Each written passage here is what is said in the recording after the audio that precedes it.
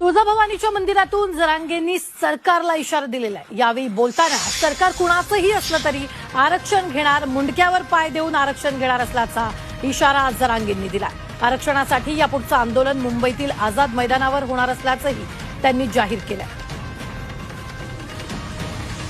मराठा आरक्षण गोरगरिबांचे लेकर खूप आक्रोश करताय, खूप तळतळ आहे त्यांचं, खूप काम आहेत, खूप कष्ट आहेत आई बापाचे। एकदा मराठा समाजाच्या लेकराकडे बघा आणि सगळ्या आमदारांनी सुटून पडा मराठा आरक्षणासाठी। आणि यावेळेस मराठ्यात आणले पण ओबीसी बांधव सुद्धा यावेळेस मराठ्यांनी निवडून आणले। सगळ्यांनीच मराठा आरक्षणाकडे लक्ष द्यावं। आम्ही तसे खंबीरच आहेत, आम्ही लढणार। हे उपोषण बहुतेक आणखी विचारलं नाही पण विचारणार बहुतेक मुंबईत सुद्धा होऊ शकतो आणि मुंबईत सुद्धा आमरण उपोषण आम्ही करू शकतो।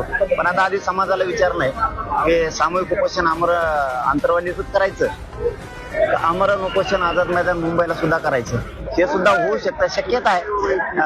बहुतेक असं होऊ शकतं की मुंबईत सुद्धा होऊ शकतं, पण आधी समाजाला विचारावं।